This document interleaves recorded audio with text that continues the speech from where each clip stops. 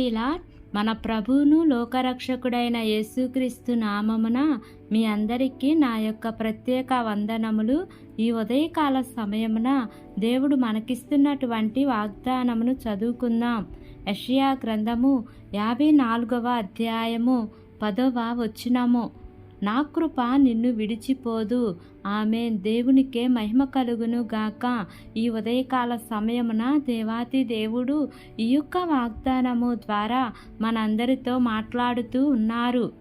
ఈ యొక్క వాక్యమును మనం జ్ఞాపకం చేసుకుంటే, పర్వతములు తొలగిపోయినను, మెట్టలు తత్తరిల్లినను, నా కృప నిన్ను విడిచిపోదు అని మాట్లాడుతూ ఉన్నారు.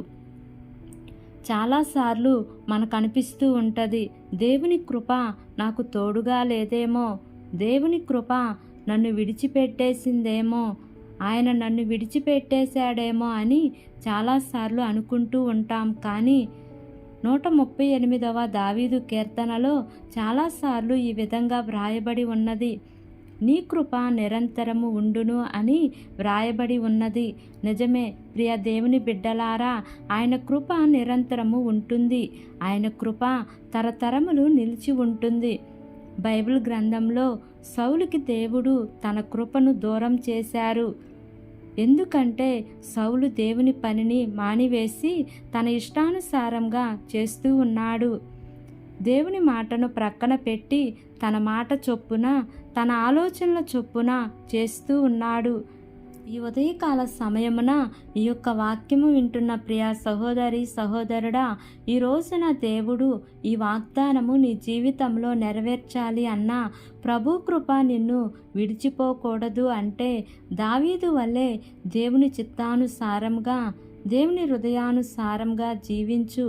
ఆయన తన కృప ఎప్పుడూ కూడా నిన్ను విడిచిపోకుండా ఆయన తన కృపను కనపరుస్తారు.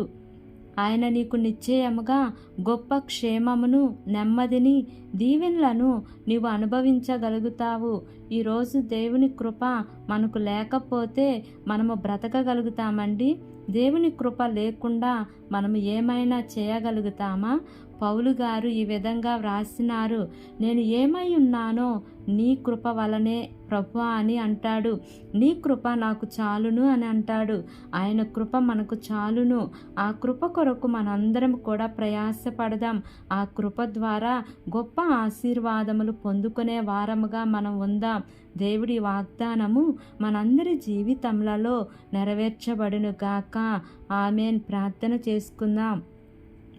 ప్రేమ కలిగిన యేసయ్యా, కృప కలిగిన దేవా, నీకు వందనాలు తండ్రి, నీకు స్తోత్రములు ప్రభువా. ఇంతవరకు నీ కృపలో మమ్మల్ని కాచి కాపాడిన విధానాన్ని బట్టి నీకు వందనాలు తండ్రి. ఈ ఉదయకాల సమయమున మీరు మాకు ఇచ్చినటువంటి వాగ్దానాన్ని బట్టి నీకు వందనాలు ప్రభువా. ఎంతమంది బిడ్డలు ఈ వాక్యముని విని ప్రార్థనలో ఏకీభవిస్తున్నారో తండ్రి, ప్రతి కుటుంబాన్ని మీరు జ్ఞాపకం చేసుకోండి అయ్యా. వారి యొక్క అవసరతలు, అక్కర్లు అన్నీ కూడా నీ మితిలేని ఐశ్వర్యంలో వారి ప్రతి అవసరత తీరుస్తూ రమ్మని అడుగుచున్నాను ప్రభువా. నీ కృప చేత నడిపించండి ప్రభువా. నీ కృప ఎన్నటికీ వారిని విడిచిపోకుండా తరతరములు వారికి తోడుగా ఉండజేయమని మిమ్మల్ని వేడుకుంటున్నాను ప్రభువా. నీకు స్తోత్రములయా. మా దేశమును జ్ఞాపకం చేసుకోండియా. దేశమును పరిపాలిస్తున్న ప్రతి అధికారుల కుటుంబాలను మీరు జ్ఞాపకం చేసుకోండి ప్రభువా. అయ్యా, వారందరికీ మంచి ఆరోగ్యమును దయచేయండి అయ్యా. వారు ఏ పని చేసినానో ప్రతి పనిలో మీ యొక్క సఫలతను ఉంచండి దేవా. నూతనంగా ప్రారంభిస్తున్న ప్రతి కార్యక్రమంలో మీరు ముందుండి నడిపించండి ప్రభువా. ఈ దినము ప్రయాణం చేస్తున్న ప్రతి బిడ్డను జ్ఞాపకం చేసుకోండి అయ్యా. వారి యొక్క ప్రయాణాల్లో క్షేమాన్నిచ్చి సురక్షితంగా నడిపించమని, నా యొక్క ప్రార్థన ఆలకించి అంగీకరించమని నజరేయుడైన యేసు అతి పరిశుద్ధ నామమున అడిగి వేడుకొని పొంది ఉన్నాము తండ్రి. Amen, amen, amen. Praise the lord. God bless you all.